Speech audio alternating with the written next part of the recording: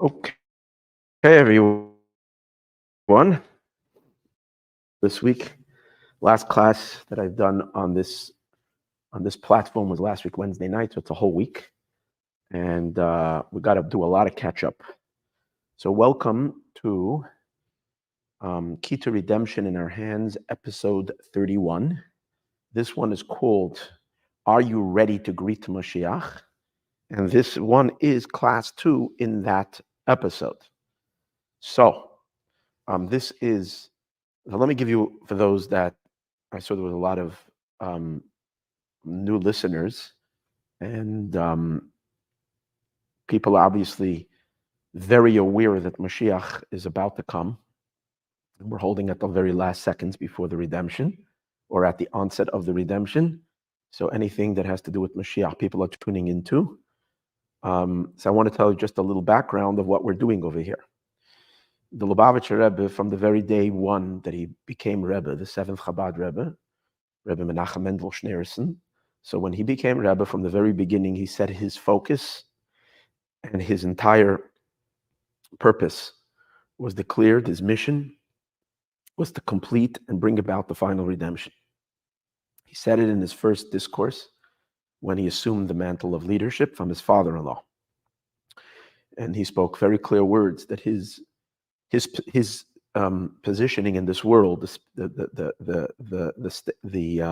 role that he is to play, is the last link of a 7-link chain of incredible masters, of holy rabbis, and a dynasty who was initially set up by God to initiate the redemption and to bring about, not just to initiate the redemption, but to bring the redemption to the world.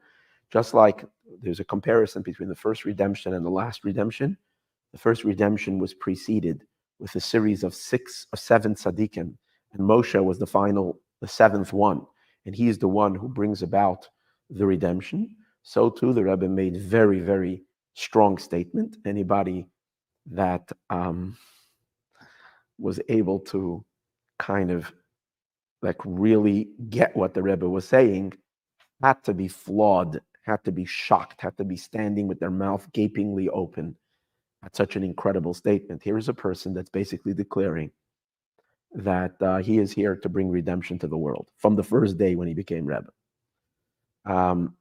In other words, the Rebbe was stating the first time he declared that he's Rebbe, that he's Moshiach. As extreme as that sounds, he didn't say those words literally, but he said those words literally. He said it in his as he was channeling and as he was a Rebbe, the Chabad Rebbe, and when they became Rebbe, they always became Rebbe by saying the discourse, a Hasidic discourse, because only a Rebbe can say a Hasidic discourse. We can repeat Hasidic discourse, but we can't say an original Hasidic discourse, because Hasidic discourses are divine knowledge. Hasidism is Torah. Not only is it Torah, it emanates from the soul of the Torah. It's not emanate, it is the soul of the Torah. And within the soul of the Torah, it's the quintessence of the soul of the Torah. It's messianic revelation. That's Hasidism, beginning with the holy Baal Shem Tov. This is already the window into the future world. The 7 Chabad Rebbeim advanced that to very, very deep and high levels.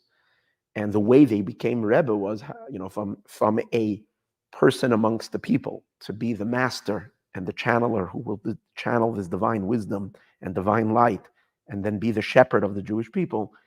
They assume that leadership by activating a download and be the channel of that download. So the Rebbe, and as Hasidim always know, that when a Rebbe is saying a discourse, it's so deep that he is not speaking. That's the idea. That's why a regular person can't say it. It's only the one chosen by God to be the mouthpiece of Hashem in this world. To be, as I mentioned in another class last week, to be God's microphone in this world. Literally, like a microphone doesn't add any of its own opinions to the content of the speech. The microphone doesn't contribute anything, doesn't add a tiny slant to it. All it is an amplifier of the voice. so too a Rebbe is Shechina medaberes mitech groinai. The Shechina, the God, the divine presence, speaks through his throat. That's why it's enormous, and that's why we have to recognize that the Rebbe, when he became Rebbe, placed himself as the seventh in a series of tzaddikim who are channeling, and the last and final one, which is the seventh one, completes it. He brings the Shekhinah down to this world, which at the time of the final redemption means complete redemption, which means that the seventh one is Moshiach. Now, throughout the Rebbe's leadership, the Rebbe did everything that needs to be done for the redemption to happen. How does that happen? The first thing Rambam says about Mashiach is you need to get the Jewish people connected to Judaism. You need to get the Jewish people connected to Torah and mitzvahs. So the Rebbe launches, and he didn't launch it himself. It was launched already by the sixth Rebbe, but the Rebbe expanded it exponentially, and that is the global Chabad network of his emissaries to reach the entire world and to get Jews who have become alienated from Jewish practice and from Jewish observance, and get Jews to keep Torah and mitzvahs. It started as a small movement, and it grew and it grew and it grew. And where I was last week, joined 6,000 or 6,000 people in one room at a banquet. But before that, like thousands upon thousands of emissaries, each one representing entire communities across the entire world from every country in the world. And their main focus and job is to chase down every Jew wherever they are and influence and get those Jews to get deeper connected to their Judaism in any which way possible. And this, throughout the 40 years of the Rebbe's physical presence in this world, as Chabad Rebbe, as the seventh Rebbe, when he was physically present in this world, grew exponentially, stronger and stronger, became intensified more and more and more and more. And finally, at the last few years of the Rebbe being present in this world, I would say, you would look at throughout the years, the Moshiach focus became more and more more expressed. In the first talk the Rebbe gave, he laid it out fully. After that, he was busy, and again, looking at it from our limited perspective, busy laying the foundations. First of all, creating an army. For the first couple of years, the Rebbe very much needed soldiers. So he needed to take people who are, have, a certain level of commitment, but he needed to ratchet up their level of commitment to levels beyond, so that they're completely devoted to the point of they have no identity other being his emissaries and being completely devoted to his mission. And there would be people who will have to devote their lives, give it their everything, as we're going to see in this talk, to the fulfillment of what he's asking of them.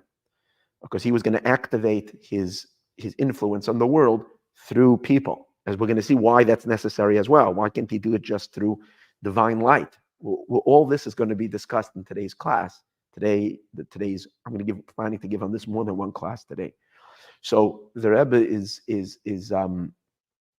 training in his Hasidim. If you'll take a look at the early talks, it's all about complete Kabbalah's oil. Kabbalah's oil means not following your own mind, not following your understanding, but submitting yourself to a higher authority, to be able to understand that as high as your mind can reach, there are certain things that are beyond you, and your deepest connection to God comes by absolute and unequivocal submission. And that does not mean that Judaism does not require thinking and understanding.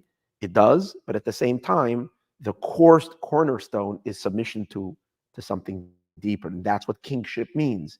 The seventh Rebbe, and that is Moshiach, is the ultimate manifestation of God's kingship. And to connect to a king requires a submission. So that was kind of the groundwork. Then the movement expanded. Once these soldiers were kind of educated with this, they went out across the world. Again, soldiers of light. These are soldiers that are going not with weapons, guns, and who knows what, not weapons of destruction, but weapons of light. The Rebbe, for example, took Shabbos candles, and he employed men, women as well, entire families. The women's job was to reach as many women as they can and make Jewish women who don't keep the Shabbos, and so on and so forth, to start keeping Shabbos, or at least initiate the light of Shabbos by lighting Shabbos candles. Now, that's called, connected to the Torah portion of Parshas Chayesara, Ner Shabbos Kodesh. In the acronym for it is Neshek. Neshek means ammunition.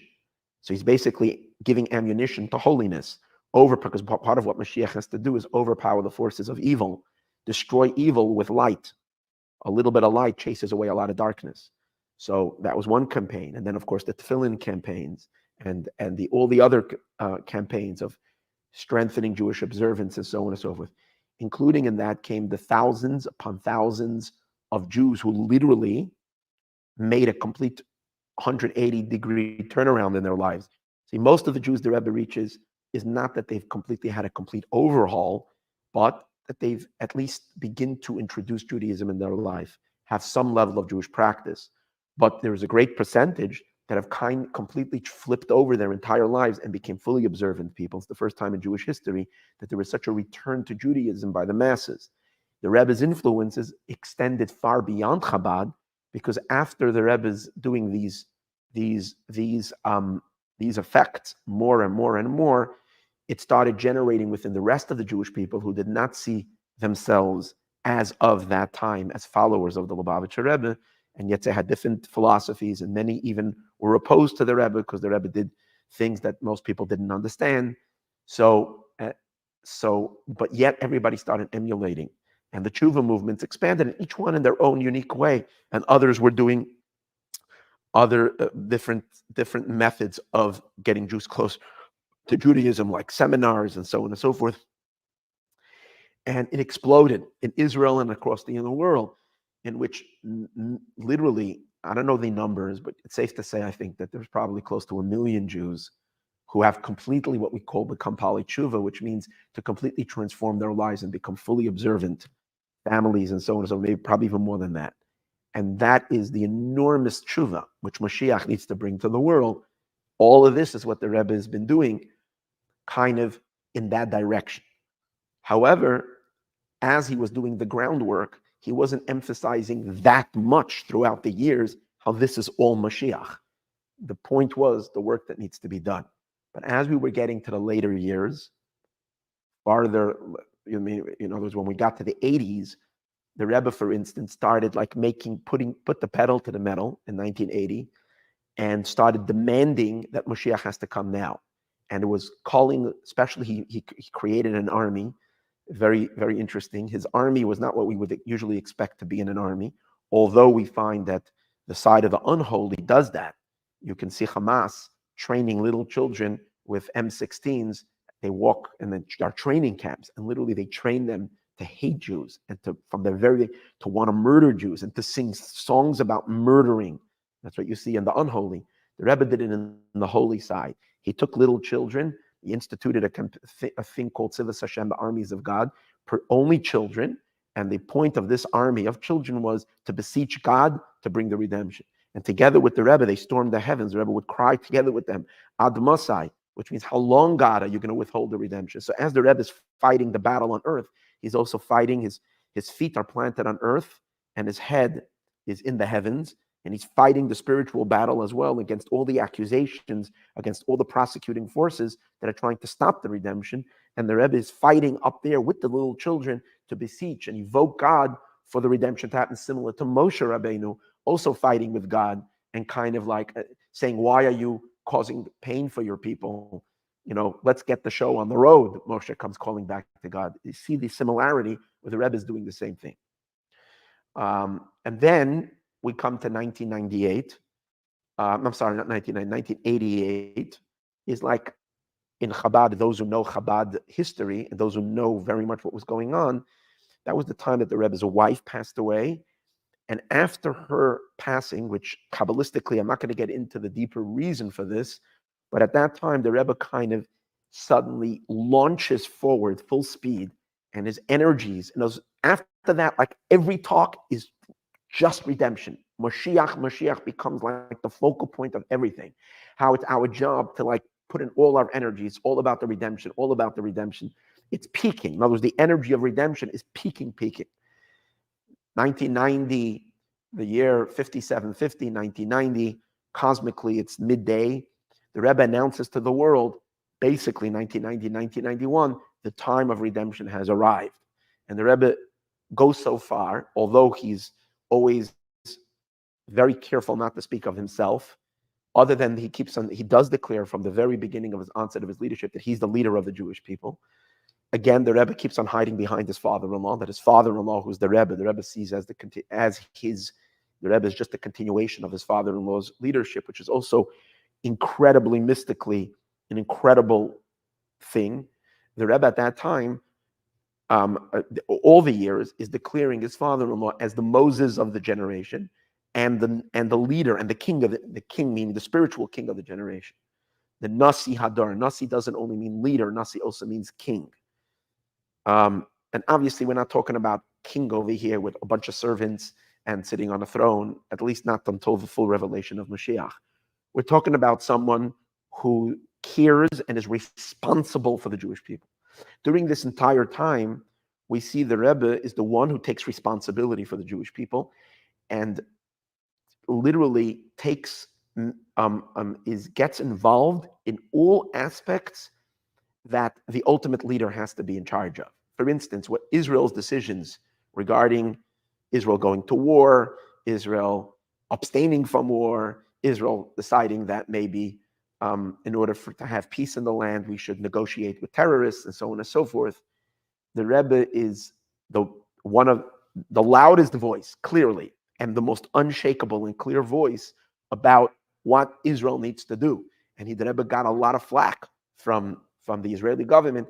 How is it that you're living not in Israel, you're not even an Israeli citizen, and you go and you tell Israelis what to do? And yet the Rebbe knew about that. He even mentioned it in his talks, but yet he fired and fired and fired and cried. And today's days it is seen that everything the Rebbe said is exactly the reality. The people who have believed that the way ahead is to negotiate peace for land are now standing. I watched an interview yesterday with a woman who was an extreme leftist, and a very, very, she's a beautiful woman, a special lady. It was just so beautiful to hear her talk. She's so real. And she was talking about how she grew up and where she stood, and how just in the last month, she says, if you take a look at Gaza and you see what it looks like, it's destroyed now, buildings are destroyed and so on and so forth. She says, my world that I believed in, she's around a 60-year-old woman. My entire world that I've believed in all my life has suddenly now laying in shambles. It's destroyed. You have no idea what I'm going through now. But I know the truth. I know who the enemy is. I believed in the essential goodness of mankind. I didn't believe that evil really exists. And now I've seen it with my own eyes. She says what brought her to that. She saw some of the videos of what Hamas did. She couldn't restrain herself when they told her in Israel not to look at these horrors. She looked at it. She said, I saw what I saw, and suddenly my entire worldview was flipped on its head. I'm completely transformed. She does say that some of her friends are still holding on to their previous view of peace activism and so on and so forth. And she doesn't blame anybody, but she's saying her complete transformation. And so it is with thousands of people like her who had one set of belief until now, and now are realizing that the Lubavitcher Rebbe is right when the Rebbe was saying all along that Israel has to stand strong, Israel shouldn't negotiate one bit, and that the nations will see Israel's strength. That's when there will be peace in the land, so on and so forth. The Rebbe was saying that any types of deals will put all of millions of Jews in danger for rockets and for the massacres that we've seen. So that you can see the Rebbe was completely. The Rebbe was fighting also that conversions. I'm not going to go through all the Rebbe's fights, but the Rebbe was fighting the wars for Israel, for the Jewish people, in an incredible way, which is one of the things where Maimonides also says Moshiach needs to do. He needs to fight the wars of God. Doesn't mean that he's a militant. It means he fights them by inspiring, by fighting them spiritually and being a powerful voice against darkness, against the forces that want to destroy the Jewish people, both spiritually and physically. In 1990, 1991, 1992, as we said, the Rebbe accelerates incredible his Mashiach message. And at the end of 1991, the Rebbe basically says, makes a shocking announcement in which he declared something that really shook the entire Chabad movement. The Rebbe then stated very clearly that I, as your teacher, as your guide, have done whatever I can, my work. Now the work is yours. You're responsible for the redemption. It's not just me. I'm not resigning, but I'm not the one. You can't rely on me just being my applauding me and being my, what you might call, cheerleaders. That's not enough. You need to take responsibility. You need to do whatever you can to bring the redemption. It was a shocking talk because the Rebbe expressed himself very, very painfully. It's almost like everything I've done has been in naught, or not, the Rebbe said, like very intense words with Hasidim, which shook the entire Chabad movement and the Hasidim to the core. They didn't know. People had no idea what the Rebbe wanted at that time. But after that, a week or two later, the Rebbe started when he would come and give his talks, to open up, to give instructions of what we're supposed to do. And his teachings during that entire, what we might say, 10 or 11 months, then the Rebbe had a stroke, okay, in 1992, followed by another stroke in 1994, which led in 1994 to his passing, or I say for a reason, the passing to our physical eyes of the Rebbe's soul leaving his body, and but not his going away. The proof for the idea that he's not going away is from the hundreds and I would say probably millions of stories of Hasidim connecting to the Rebbe, seeking his counsel, as if he's literally has an address in 770, and Hasidim being answered their questions.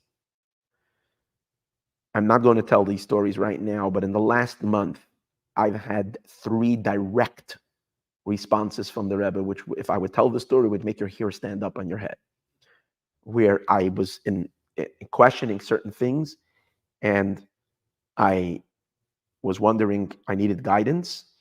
And I'll tell you where my guidance is coming from. I have an app. This is how crazy it is. On this phone, I have an app. I'll show it to you right now. An app on my phone. It's this one over here called Igros Kodesh. It's this white one. It's very simple. It's an app. It opens up to Rebbe's letters. This is one of the letters that I just received last night. It's very personal, which I'm not going to share, but I can't even tell you. I'm flabbergasted. Something intense that I was experiencing, and answers. And so it is so it is with millions of people across the world. So the Rebbe is very much involved. People make decisions based on that regarding the lives and death, and miracles happen. So there is no question that the Lubavitcher Rebbe is now, just to intensify that. Do you know that just the other day, 150 members from family members of hostages, family members of the hostages who are in Gaza, flew to the United States from Israel and came to the Rebbe's, to the Ohel, or the Rebbe's resting place, physical resting place, if you might say. I am even confused regarding the whole situation over there, but there's no question that over there miracles happen.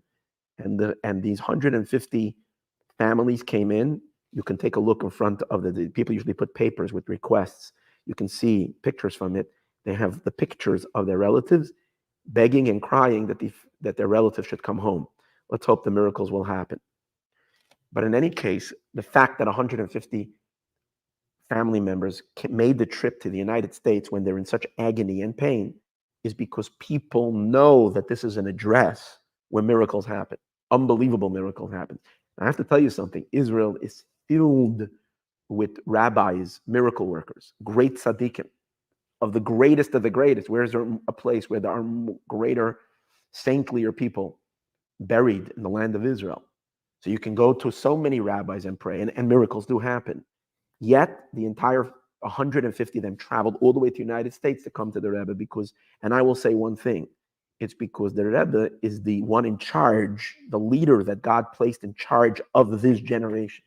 And therefore, yes, he's responsible for the hostages in that sense.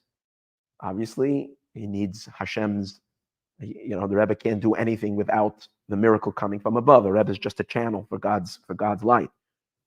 But so in any case, going back to why I'm giving, what these talks are all about. So what I am doing in this whole series called Key to Redemption is the talks that the Rebbe started in 1991 in the I would say in April, May of 1991 through March, if you might say, in 1992. Those were the last talks, and those were the instructions for us. The Rebbe says, basically in one of the talks he said it, the key to redemption is in your hands. You need to do, I finished my work. That means, what that really means is we're going to see Moshiach's energy has already been downloaded in the world. Now it's just up to us to open ourselves up to receive it, for it to be activated physically so that all of us can experience it in our physical world. So we're now in between the presence of Mashiach in the world and its full activation. So there's nothing more important than studying these talks, appreciating them, understanding them deeply, so that we can activate Mashiach. The Rebbe said stunning things during that year. Most of them went over the heads of all the people listening.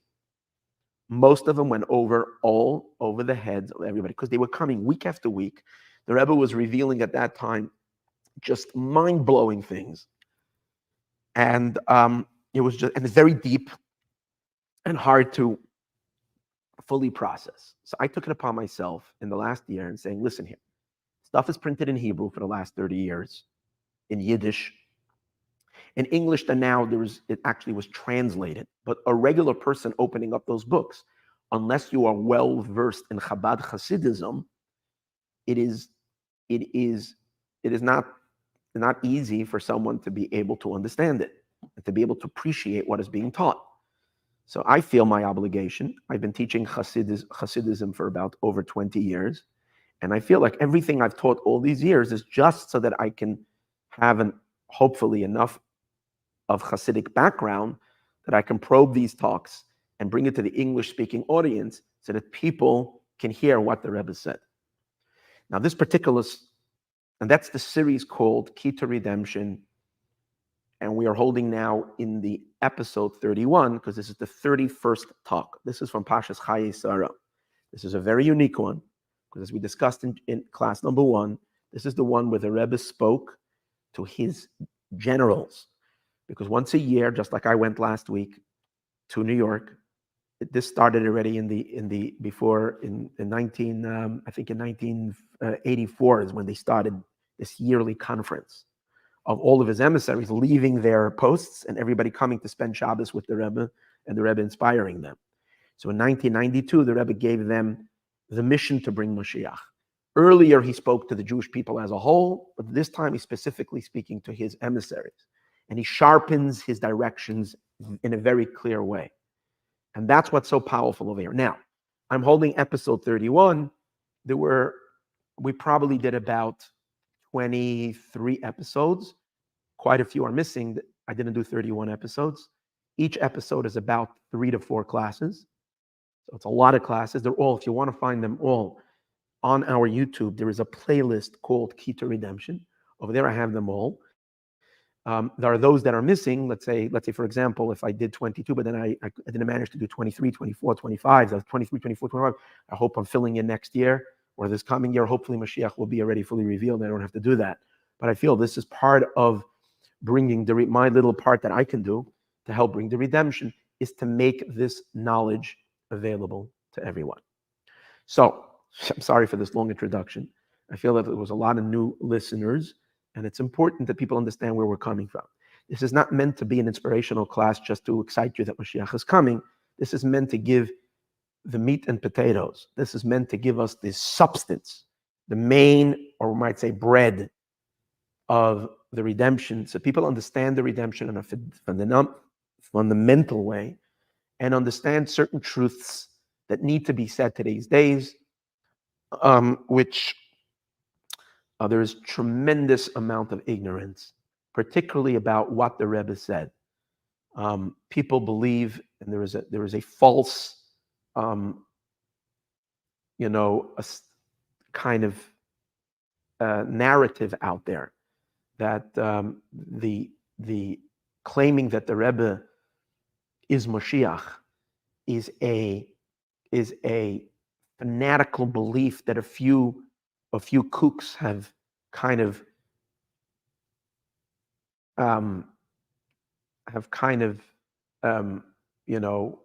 started this crazy movement, and it's not based on anything real, and it's just a negative thing, and we just have to to those who believe. I'm here to counter that narrative, because if you learn, what I would say is either you learn it yourself, take the books and study them, or go through these 31 episodes, which is about for 3 times 30, about close to 100 classes that I've given already on it. Just hear what the Rebbe says, and then you'll tell me if this movement is based on nothing or it's actually what the Rebbe has been saying. Matter is, one of the instructions the Rebbe gave about preparing the world for Mashiach is that we have to do it in a way that people can understand and people can relate to. Just screaming off the rooftops and a message and shouting it into people's faces doesn't do any good. Actually causes the opposite reaction. People, want to run away from it. So I'm trying to do the best I can to put it into words in a way that people can understand. Okay, so that you understand that I'm coming. So we are speaking very extreme teachings over here, but this is what's necessary for an extreme transformation of the entire world. A world that doesn't know God to a world which will be filled with divine consciousness, where earth is going to be holier than heaven. But appreciate one thing. Most of the big voices in Chabad, most of the big teachers of Chabad, incredible scholars, big voices, are afraid of this topic. Just simply afraid. Don't want to touch it with a 10-foot pole. I call out to them. The time has come to refresh your own memories of what you yourself witnessed in 1991 and 1992. Study it well and teach. Time is running out. Moshiach is going to be here any minute. Those who have a voice, those who have an ability to speak, those who have thousands of listeners, just tell the truth. No more hiding, no more pretending it didn't happen. Speak the truth. The world needs to hear it. Speak it, articulate it. This is very, very important. And if I remain one of the only voices, so be it. But that's where we're holding right now. Okay. I didn't intend to give a 30-minute introduction. The last thing we learned in episode number 1 was that the Rebbe says to the conference of Shluchim, there is I would recommend listening to class number 1 of this, where I explained chapter 1. The Rebbe over here tells the Shluchim, his emissaries, again from the entire world, that from time to time there is an upgrade in the shlichus, in the mission. In other words, what the shluchim need to do. Till now, the work was to prepare the world for Moshiach by getting Jews to keep Torah and mitzvahs, but the emphasis was on the Torah and on the mitzvot, the study of Torah and the doing of the mitzvot. That was the emphasis in spreading and awakening Jewish identity. But now the Rebbe says the mission is now being focused and elevated to the final mission. That's what the Rebbe says. From now on, it's the final mission. And what is that? One thing left. Go back to your communities and ready every single person you meet that they should be ready to greet Moshiach. And that's what the Rebbe is going to explain now further, why that is. Now, I have to say, it's important that we read context. It's always important. In episode 30, in the Shabbos before that, in the Parshas Vayera talk, the Rebbe dropped the biggest bomb. He said that not only is Moshiach, the Rebbe explains that there is a Moshiach in every generation. There is a human being, a Mashiach, who's a potential Mashiach. But it's possible that that Mashiach should pass away and never be activated. It's Mashiach on standby.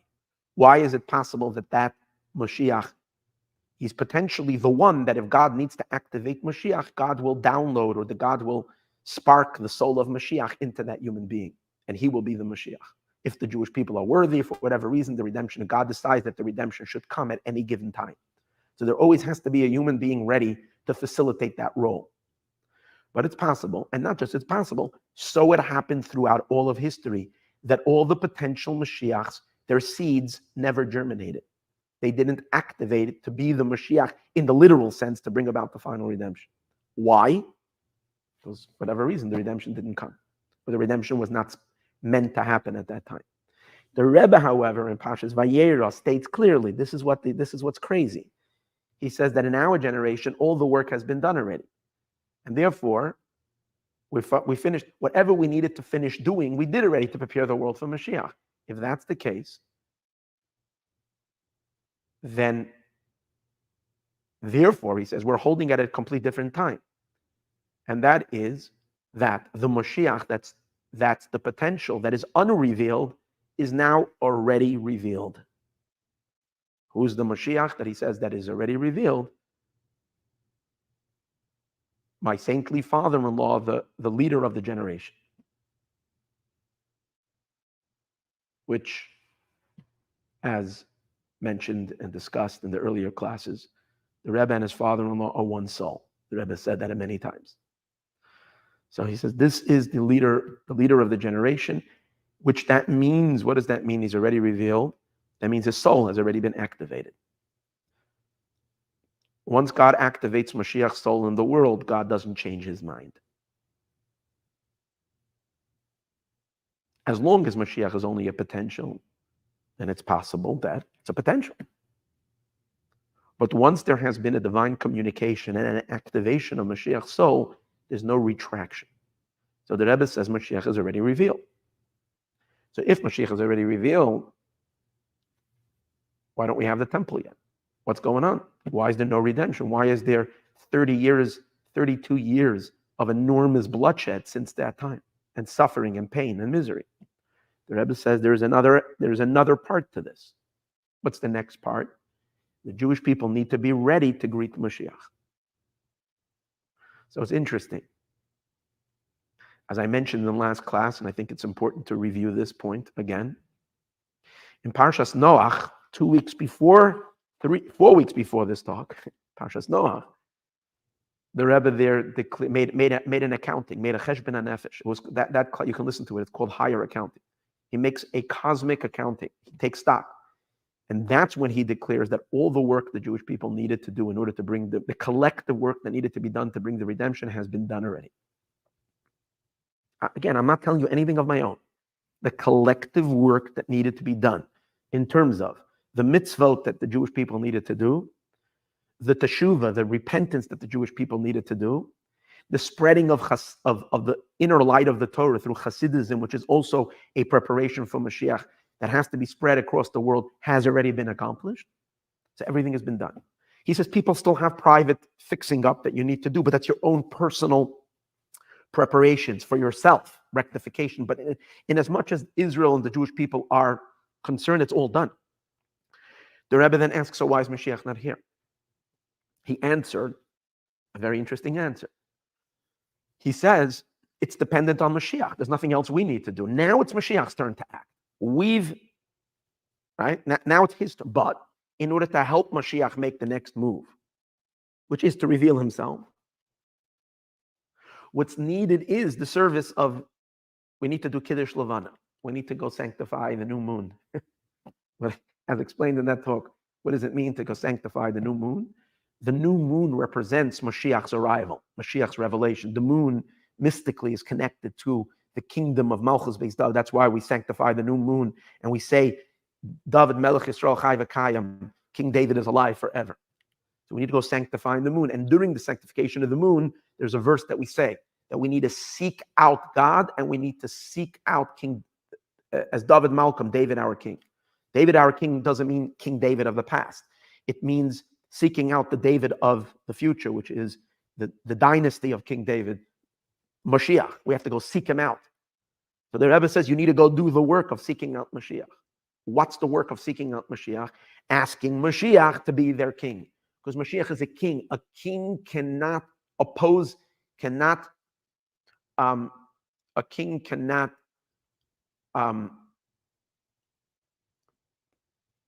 proclaim himself king, because that's not kingship. That's dictatorship. A king needs to be accepted by the people. So during that time, if anybody knows a little underlying history of Chabad, read upon it. I was living through this. I remember I was a young boy. I was 20 years old during this time, 19, 20, while this was going on. And at that time, there was a whole movement of the Hasidim that were beginning to catch on what the Rebbe was saying, and they were sending the Rebbe in thousands of names of people signing their names and saying, we are asking you to be our king. We realize that the time of the redemption has arrived. We realize who you are. We are accepting your kingship upon ourselves as Moshiach. Whenever these letters were coming to the Rebbe's answers were, thank you. This is the time. This is bringing great satisfaction. The time is now. These are things that the Rebbe would have never allowed to come through earlier. But now the Rebbe was accepting that and saying, and the campaign should increase, and so on and so forth. There was tremendous satisfaction. Unbelievable. So what happens 2 weeks later? So the Rebbe then, again, it says, now it's up to Mashiach. Mashiach has to reveal himself, but that has to be activated by the people. So 2 weeks went by when this is all going on. Especially the women were extremely active in this. And then, on 2 weeks later, the Rebbe says, now Mashiach is revealed already. You can listen to the talk. It's a stunning talk. Mashiach is revealed already. People asked for it. The revelation is here. Now Mashiach as a king is already revealed. But now that Mashiach is revealed, now it goes back into your court. It keeps on going back from Mashiach to the people. Now I'm tossing the ball back to you. It's like, playing volleyball. We knock the ball from side to side, or playing tennis, right? So that's what's going on. Now the ball is in your court. And it seems like the ball is in our court for 32 years, and we're still perhaps didn't knock the ball over for Mashiach to make the next move. What is the work that needs to be done? And this is and off that last week, the next week, Parshas Chayesar, the Rebbe says what the work is. And he's telling it to all of his shluchim. Go out to the entire world, get everybody ready to greet Mashiach. Now, what does it mean to get them ready to greet Mashiach? It's going to be stated in the end of the talk. But I'm going to give you the main point that he says, is teach the world what Mashiach is, so that people understand the concept, understand the role of Mashiach, teach the world what redemption, all about redemption, and what people ought to be expecting, and also teach the world what Mashiach is all about, so they're ready to greet him. In other words, when people get the understanding of what Mashiach is all about, then they'll be able to greet Mashiach, including discern who Mashiach is and connect to him. He doesn't say that your job is to go tell everybody who Mashiach is. Although in the talk, later we're going to see, the Rebbe spells it out very clearly to all of his shluchim. And he says that that's the last work that needs to be done, that the people should now be ready to go greet Mashiach. Very intense and shocking. But let's learn it. And I believe that now is the time. I firmly believe.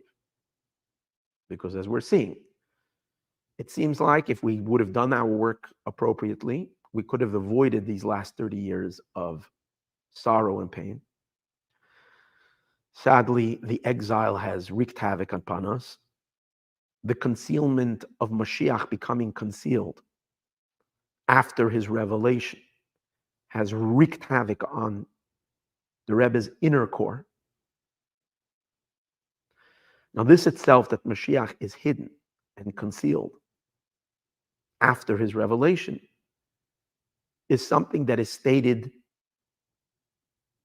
openly, very openly, in Midrashic and Jewish sources, that Moshiach becomes concealed and hidden after his revelation. He reveals himself, and during that period of time when he's concealed, there will be enormous suffering for the Jewish people and anti-Semitism. Look at Rabbeinu Bechaya in the end of Parsha Shemos, where he discusses it in explicit words. He says the same like Moshe, when Moshe revealed and then he was hidden for 3 months, Mashiach will be hidden. Midrash says 45 days. Rashi says, in the end of the book of Daniel, a much larger number that I'm not going to say, but more than 32 years. So no one will tell me that it's outside of the pale of Judaism, that Moshiach comes and reveals himself and then is concealed. It's there openly. And look in the Arizal and Pirush of Or Hachama in Parsha Shemos in the Zohar. There's a Pirush of the Or Hachama, one of the students of the Arizal. He brings verbatim from Reb Chaim Vital, the greatest student of the Holy Ari, which literally describes the type how Mashiach will disappear, that his body and his soul will be concealed. And where will he be taken? To the lower Gan Eden. And he describes a process where after he's revealed, but not to the entire world, but also only to a closer knit community. And then he says after that, he disappears. Physically, meaning he seems to have passed away. Where does he go? Up to Gan Eden. He's hanging out over there until the green light happens and the redemption has to come. So this is where we're holding right now. It's 32 years later, and we're still scratching our heads, this, like that. The Rebbe spells it out. It's time. It's time for us to re-examine the talks, to learn them, to wake up within ourselves, to recognize the power of redemption is in our hands. Okay, sorry. We are now holding chapter 2. So, how much time do we have left for chapter 2? Okay, I want to keep these only for an hour, so we're just going to do chapter 2. And this one, the connection, the Rebbe says, of the Shlichus. Now the Rebbe is going to take this whole idea and connect why the Shluchim, why his emissaries, at that time there were probably about 1,500 of them, now there's over 5,000. Why the Shluchim particularly are connected to this final mission.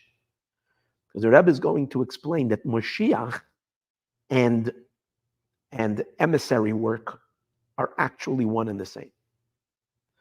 Because Moshiach himself is an emissary. Moshiach himself is a shaliach. Moshiach himself is an agent sent by God. And therefore, the fact that Moshiach appoints shluchim, emissaries, to activate his energy in the world only makes sense because his energy is the energy of a shliach. The Rebbe even said in the earlier talk, and he's going to repeat it in this talk, that shliach and Moshiach are almost the same word.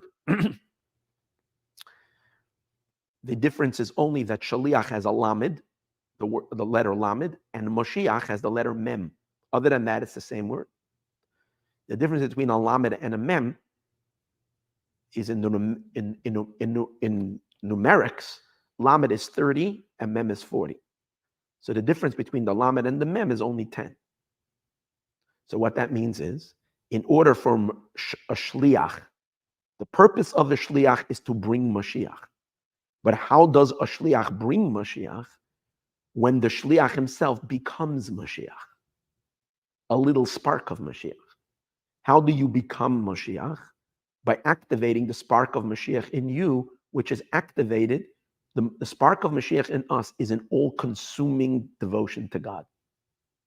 And therefore, it expresses itself when all of our 10 faculties of our soul are directed towards the fulfillment of God's wishes. Shliach means a shliach means you're an agent. What does an agent mean? Devoted to, you have a mission. You're doing something, you have a mission, you have a purpose. But it's possible to have a purpose and kind of engage and invest in your purpose only a little bit of yourself. So the Rebbe is saying that in order for the shliach to reach Moshiach, you have to become your shliach. Your shliach has to be your everything. By doing what?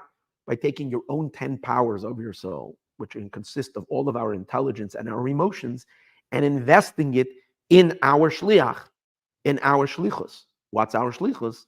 The Rebbe is saying now to bring Moshiach. So now he's going to, in a very, very deep and powerful way, going to tie together the concept of shlichus to Moshiach. What he's basically saying to all of his shluchim, you've been my shluchim for the last 40 years. You've been doing amazing work. But I want to reveal to you the secret of why I appointed shluchim. I didn't just appoint shluchim because I have work to get done, and therefore I appointed shluchim. There were many tzaddikim through all the generations, they didn't have shluchim. Shluchim actually is a new word. It's an old word, it's a concept, a Torah concept, but it is not, it's a halachic concept, as the Rebbe will talk about. But you don't have any, it doesn't say Rabbeinu Yehuda Hanasi, the Rebbe, the one who made the Mishnah, had shluchim. The Baal Shem Tov didn't have shluchim. The Baal Shem Tov had chasidim. The Alter Rebbe, Shneur Zalman of Rebbe, had chasidim. They had something called shadar, which is a little bit already a concept of shliach, but it wasn't known by the name shliach. Rabbi Akiva, Rabbi Shimon Bar Yochai, all these tzaddikim, they didn't have shluchim. Suddenly, the Lubavitcher Rebbe has a whole apparatus of shluchim, and the whole world knows about it.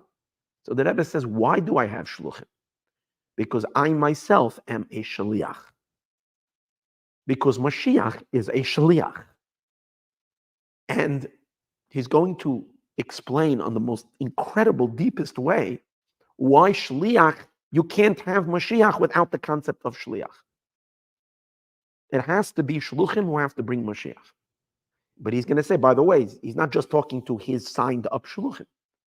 He's talking to every Jew in the generation, because later in the talk he says that he has appointed every single Jew, the leader of the generation has appointed every single Jew, man, woman, and child of this generation to be the shliach to bring Mashiach.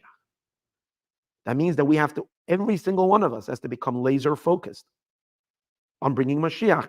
And we have to employ to that end our everything, our intellect and our emotion, our 10 powers of our soul. We have to give it our all. And that's how we will bring Mashiach. So now he says, where do we find that Mashiach is a shliach? He says, let's go back to the first story. What's so amazing in this talk is the Rebbe is going to take all of history and focus it into that it's all part of one mission. But Mashiach is the grand culmination of that awesome divine mission. It begins with Moses. It really began with Abraham, who sends his servant Eliezer on a shlichus, on a mission to bring about the marriage of Isaac and Rebekah, which is going to result in the Jewish people being born. It's unbelievable, which is that mission. But it takes on a whole new energy when Moses is sent by God to redeem the Jewish people.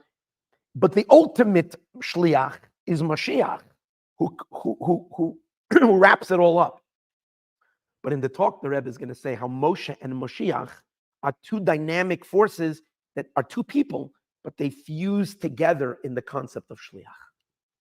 And then the Rebbe is talking to his shluchim and teaching and to shluchim, meaning his inner circle of shluchim, and expanding it to all of the Jewish people, using the formula of what shliach represents to activate Mashiach in the world, which is what? To come greet to Mashiach. And it will require the dynamics of a combination, as we're going to see, of Moshe,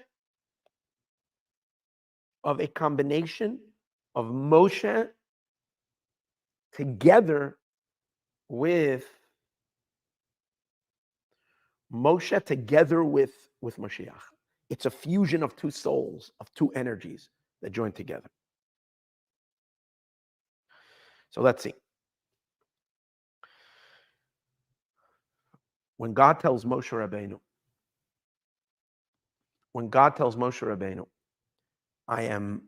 I want to send you to redeem, God calls on Moshe. This is in Exodus in the beginning.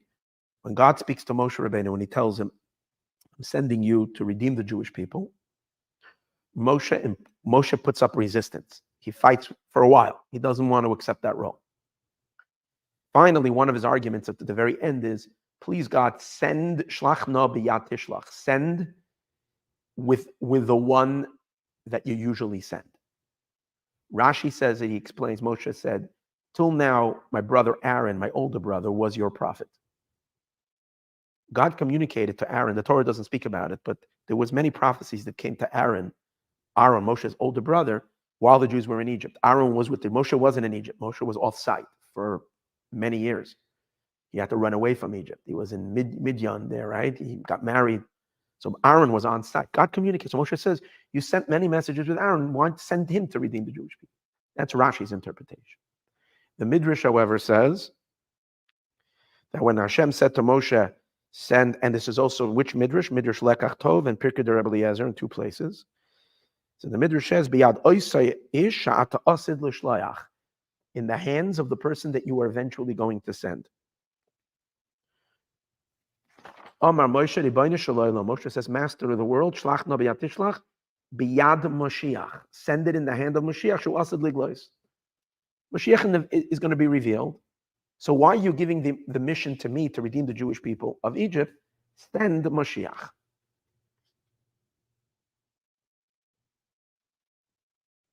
Now Rashi also makes hint to this. Besides sending to Aaron, Rashi says, Moshe says, since I'm not gonna. What's the argument? Why should he send Moshiach? Moshe says, if you're sending me, it's going to be an unfinished business. I'm going to take them out of Egypt. I'm not even going to manage to bring them into the Holy Land. Moshe passed away. Joshua brought them into the Holy Land.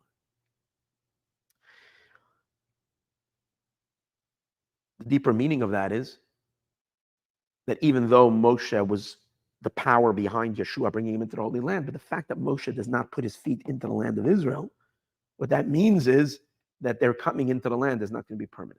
Because Joshua did not have the power to plant the Jewish people in them. Moshe would have had the power to plant them there. But for whatever reason, it wasn't God's plan. So Moshe he brings them just to the border. Yeshua is going to bring them into the land of Israel. So Moshe said, why send me and I'm not going to complete the job and bring them into the land of Israel to be permanently there? Why don't you send your man who's going to accomplish it to the very end? And that is Moshiach. That was Moshe's suggestion to God, or his, not suggestion, but Moshe's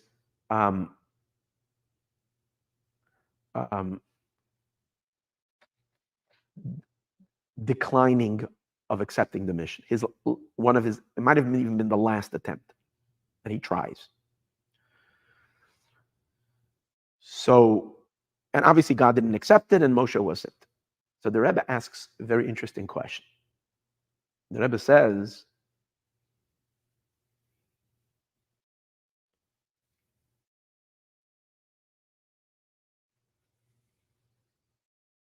whatever Moshe Rabbeinu knew, obviously Moshe had, at this moment, Moshe had already prophecy, right?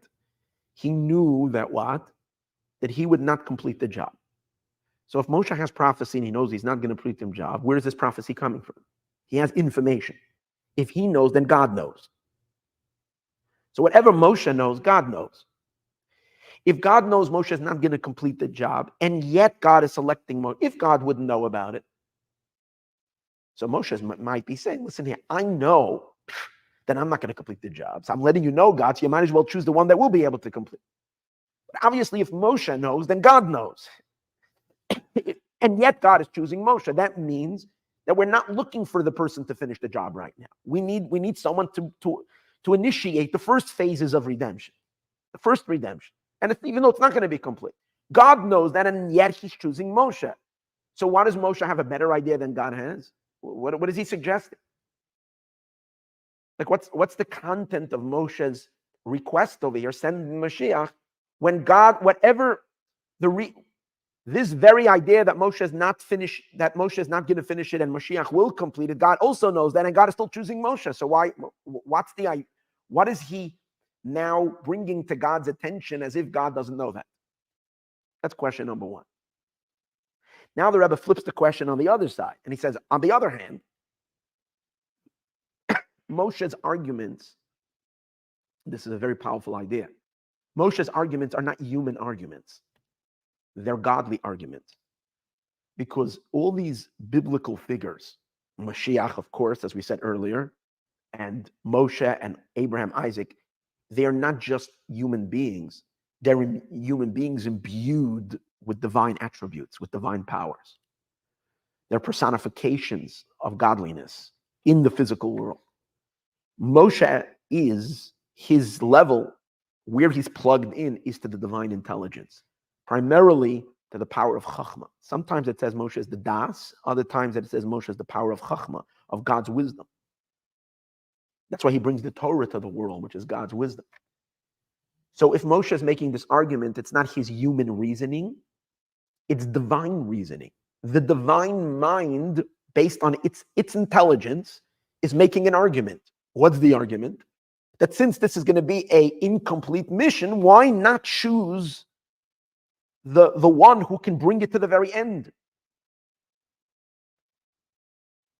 So, meaning this is a correct argument. It's not an incorrect argument. So if this is God's mind that is making this argument, being voiced through God's physical channel in this world, making the argument to God, why doesn't God accept it? And God kind of dismisses the argument if it's God's own intelligence that's saying that this is the way it should be.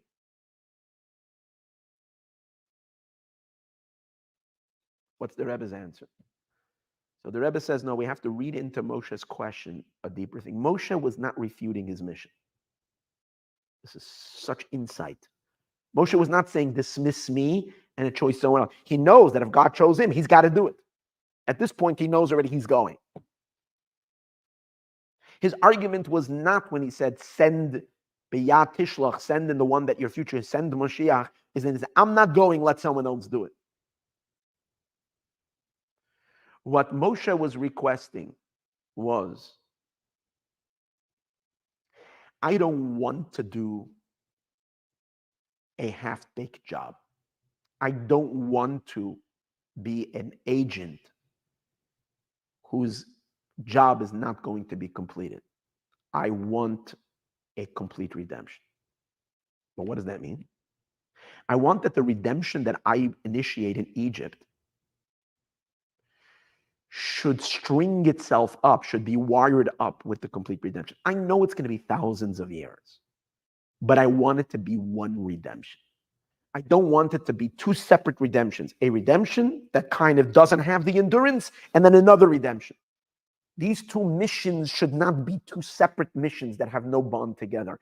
I want to bond my soul with Mashiach so that we become one mission. And that argument, that was the request. That argument God accepted because it was a rightful argument. God did accept and did relent to Moshe's request, and God hitched the two redeemers together.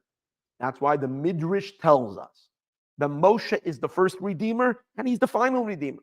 Moshe says, I want to accomplish the mission completely. I don't want to get stuck in the middle. And God said, right, you know what? You are the final redeemer. Not physically, because Moshe is from the tribe of Levi, and Moshiach has to come from the tribe of Yehuda. It's two different tribes, two different powers. But spiritually, your souls, the souls of Mashiach and the souls of Moshe, are intertwined and interlooped one with each other. And together, the fusion creates the dynamic for the redemption. it will come in two spurts. The first spurt will be by the time of the Exodus, the final, and then the next stage of it is going to reach, it's going to fully manifest through Moshiach. So Moshe's request was a valid request. God accepted his request. Moshe is the final redeemer.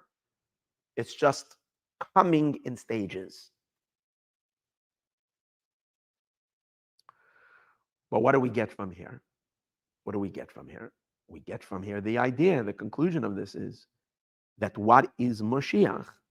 Moshiach is a shliach. Because Moshe says to God, send, shlach no send, biyad in the hand, tishlach of the one that you're going to send. The word tishlach is the same word as shliach, but in terms of the sender. God is sending a shliach. That means Moshiach is a shliach. What is he a shliach? He's the agent, the emissary or the agent that God sends to redeem the world. And he is bound up with Moshe. Together they serve one shlichus to bring about the whole purpose of creation. Moshiach together with Moshe. That is why the Rebbe is saying, hey, shluchim, you're very, very, very, very important over here. Moshiach needs to complete his mission, and he's himself is appointing shluchim. He's a shliach, he appoints shluchim. And he's telling you that right now there's an upgrade in your shlichus. There's an upgrade in your mission.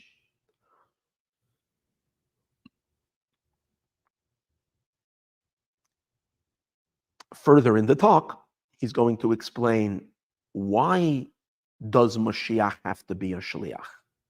And why is the coming of Moshiach dependent on the type of entity called a shliach, an emissary? I'm just going to say one point. The concept of a shliach, as the Rebbe explains it over here, is someone who has within his or herself two absolute contradictory features. A shliach is someone who is working completely without any self-interest. He's working totally, he's completely altruistically given over to the one that is sending him. You're completely identityless. Your entire existence is to serve the one who sent you. However, you're not allowed to be a robot. What does that mean? The other side it is you have to have your own mind, your own thinking, your own inspiration, and you got to use your own faculties to bring about. In other words, you have to be a complete being on your own. You have to be separated in the sense that you have your mind. You're not asking every minute, guide me, teach me. No, you have to use your own head, your own understanding, your own faculties. Because a shliach can only be someone who has, you can't make a child, for instance, a shliach, because a child is not fully developed in their own thinking. So you have to be completely independent, but yet completely surrendered without any self-interest. He's going to explain that how that refers to Moshiach himself, and to Moshe and to Moshiach, and how that refers to his shluchim. And how that refers to, and that's the key dynamic to bringing about the redemption. That the shluchim are going to have to innovate on their own minds of what they need to do this last and final stage, which sadly is taking 32 years that we haven't yet fully gotten it done. And the proof is that Mashiach is not yet revealed. So we have to still complete this. We mamish still have to complete this, whatever this is. So we have to use our own minds, but at the same time, we have to know what our shlichus is and not decide, God forbid, that our shlichus is the stuff that we were doing before the Rebbe upgraded the shlichus. When the Rebbe said shlichus is now changing, it's being upgraded, it's being towards this has to become our shlichus. Not we're going back to, we're continuing to do what we've done for all these years because we haven't gotten the memo that there is an upgrade in the shlichus. That doesn't work. We have to know what the shlichus is. And from here we have to operate. Or else we are useless. We can be doing beautiful things in the world, but we're useless in what is needed now. So this is what we're going to talk about, Bezrat Hashem, in the next class. The next class we're going to introduce, where the Rebbe is going to explain fundamentally what shlichus means, what a shaliach means. He's going to use the first person who is considered a shliach in the Torah, and that is Eliezer, the servant of Abraham, who went to be the matchmaker and to bring about, and he's going to explain what that idea was, an incredible deep understanding. From there, he's going to deduce what a shliach is, why it's inherent to Moshiach, and how this applies to all of our work. Thank you for joining. B'ez Hashem, we shall continue. May we see Moshiach now.